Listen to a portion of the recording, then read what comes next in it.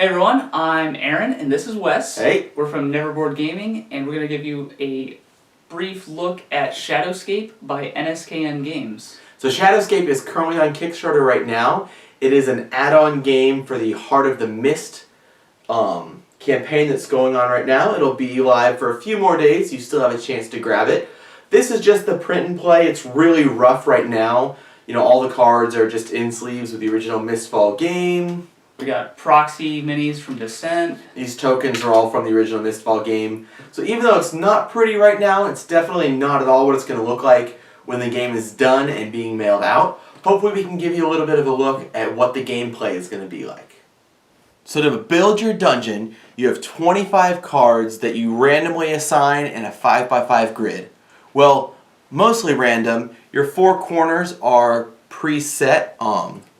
You can see that they only have the icons on two sides, whereas the ones in the middle of the dungeon have the little icons on all four sides.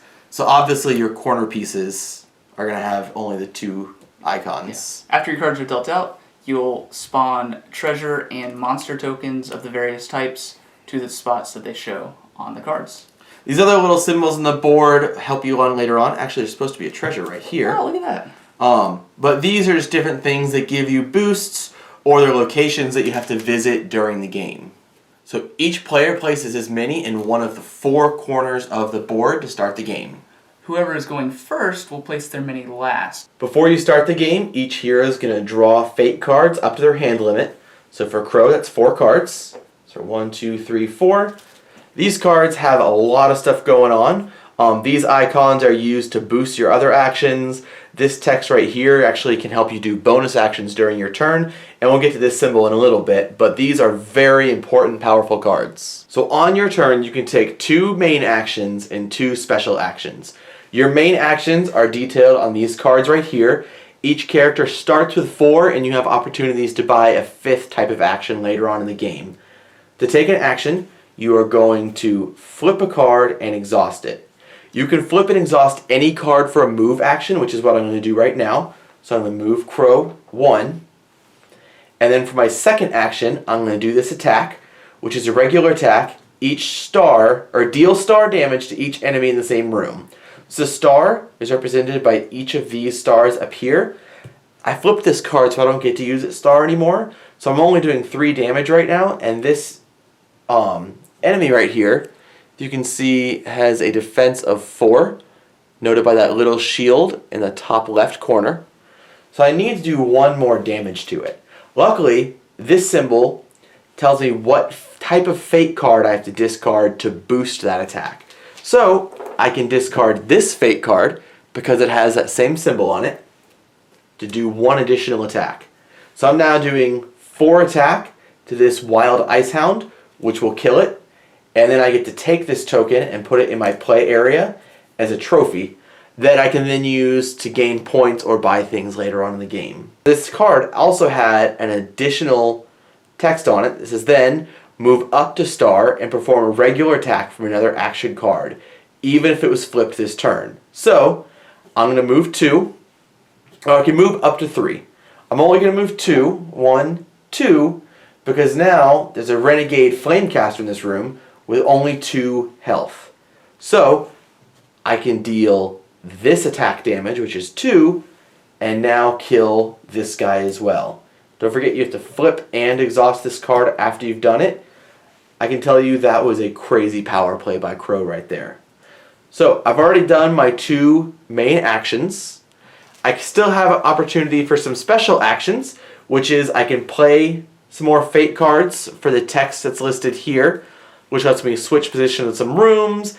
I can move an enemy and attack a hero. That's the one way you can attack heroes in this game. This one lets me move an enemy into an adjacent room, and I can move treasure with it, so that can help me get treasure closer to me. Once you've done all the actions that you want to or that you can do, you're going to draw 1 final fate card and activate monsters according to the symbol in the very bottom section. So this fate card will activate all of the undead, or the guys with this little skull.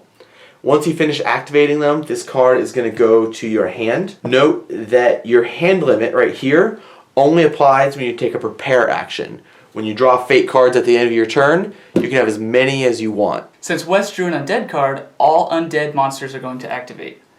Look at the icons in the bottom of all of their tokens and move them in the direction that matches those icons. So first this undead monster is going to move this way. Oh, and then he's going to move right back. Seems to happen a lot in this game. If when the monster moved into another room, there was a hero there, he would stop his movement, he wouldn't continue anymore, and he would attack that hero. Monster's attack value are listed in the top left corner. So as this undead moved into Arani's space, it's going to attack her for 4 damage. Arani has a natural defense of 2. We'll spend a fate card to boost her defense by 1 more, so she'll block 3 of the 4 damage and take 1 wound. When placing wounds, you cover up a heart on the bottom one of your cards. Any cards that you place a wound on are disabled. Even cards with 2 health slots are disabled by taking 1 wound. Even if all of your health slots have wounds on them, you are not eliminated from the game. All heroes have action cards that cannot be disabled that allow them to heal wounds. Arani will take this action that allows her to heal 3 wounds and use a fate card to boost the healing by 1 additional one. There are 3 other types of cards you can acquire throughout the game using special actions. General actions, items, and whispers. General actions are a 5th action that you can purchase and add to your player area. So the purchase price for general action is up here. So this one's going to cost 2 tokens. You can use monsters or search tokens. They're worth a victory point. Some of them are actually worth more. And they give you an additional action you can do. And like most action cards, they are double-sided. They also have another spot for you to put a wound. Items can be purchased with 1 treasure token, and most of the time give you a constant boost in the game. They are also worth a victory point at the end of the game. Whispers are the driving force of the game. They're missions that each hero can attempt to complete on their turn. They give you victory points towards the end of the game. So now that it's back to Crow's turn, he's going to ready all of his new actions, since they're different than the ones on the flip side, and can start his turn. So he's going to start by taking this Search 3 action to search this chest that's at level 3, and gain that. And now he can either spend these 3 tokens to buy another general action card, or he can spend this search token to gain one of those item cards. Anytime a card is purchased by a player, it is immediately replaced with the top card of that deck. And then somewhere towards the bottom of this Whisper deck, if I can find it, is the Lord of the Dungeon. When the Lord of the Dungeon card comes into play, it causes the boss monster to come into the middle of the playfield. As soon as that monster is destroyed, whoever killed him gets to claim this card with 3 victory points, and that also triggers end of game. So that's a quick look at Shadowscape. Hopefully you guys kind of got to feel and see what the game's all about. Aaron, what do you think about it? I really enjoy the action management where you're flipping cards to do an action and then hoping that you can line your actions up to work better for you later. So you're like, okay, use this one now, I have to use this one again before I get back to using that one on the other side. So if you ever played anything similar to the Duke, where you move it and take its action, then it has a different action, it's just very strategic. I like it. Yeah, it was, we play a lot of cutthroat games in our group, so as far as the cutthroat rules go, I thought this game was great. There's actually advanced rules that help you control the monster movement a little bit more, that make it even more cutthroat. So if you're looking for the co-op game, the advanced rules might not be for you, but if you like the cutthroat, those definitely add a lot. Yeah. Oh yeah. I thought the theme actually came through really well. Even with no artwork, we're using minis that don't really line up with anything, but it really did feel like we're a bunch of adventurers running through a dungeon. You can't directly attack each other, so that code of conduct amongst, these adventurers still is kind of there. You're not stabbing each other in the back. But if you kind of point a monster in their direction, I don't have a guilty conscience about that. Mm-hmm. That came through really well.